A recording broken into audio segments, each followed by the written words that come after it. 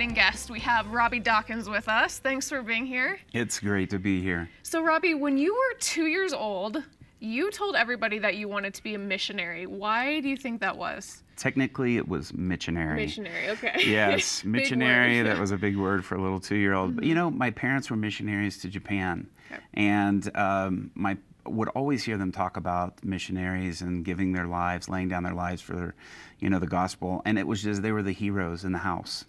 And so when, other kids sort of had superheroes or fairy tales or whatever, I mean, we were always talking about Jim Elliot and different people that were missionaries. And so it was just, they were the big role models. That's really neat. Because when you're a little kid, you're like, I want to be Batman or I want to be a fireman and missionary. That's amazing. And It was something that was always held in front of us, and it was a good thing that it was. Right. Now, you and your wife, Angie, you pastor a church in Illinois. What is the most rewarding part about being a pastor? I guess, without question, it would be seeing a life that's just completely transformed by the power of God. I mean, when you see somebody who's really, really had terrible discouragement, or they've had just impossible circumstances, all of a sudden the reality of God's power and God's presence coming in and just transforming them, it just ruins you. It ruins you for anything else. Everything else is good, but that's the best when you see a life that's been completely transformed by the power of Jesus Christ. And that was just always the best, in seeing that in individuals' lives. Now, what's really cool is because you're a pastor, you get to travel all over internationally. You've been to 46 countries, Yes. right? What has been your favorite country to visit and why? That's a tough question. Yes. I've been to Iran, and I really enjoyed being there.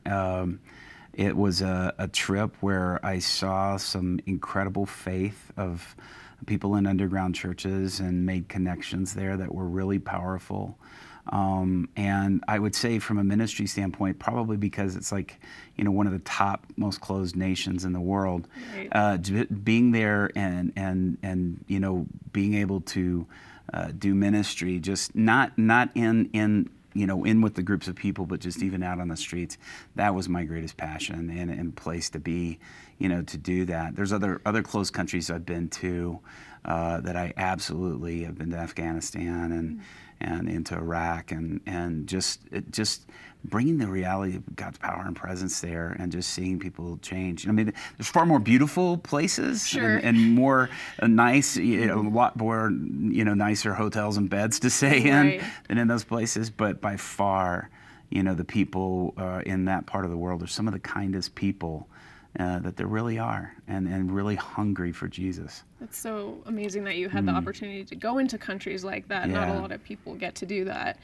One thing that you were telling me off camera, which I have to ask you about, is you're coming up with a reality show that you're about to pitch. Can you tell us more about that? Yeah, we're putting it together now. We've been shooting it for probably about 9 months now, and just really excited about the stuff. It's taking people who have never done anything like praying for people, seeing them healed, or giving words of knowledge, or breaking demonic power off of people, or people praying for others and them experiencing God's presence. It's taking them out on the streets, taking them into the community, and having them do that, and watching them get it and realize, wait a minute, I can do this. Because with each one of the people, they don't think they can. We also use my kids in it, because all my kids love to do this.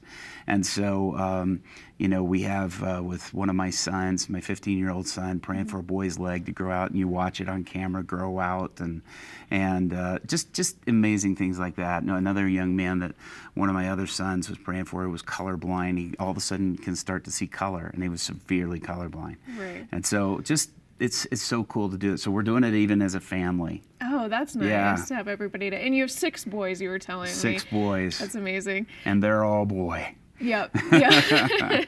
Now, okay, so last question. If you could be in any movie of your choice, what movie would it be, and what character would you play?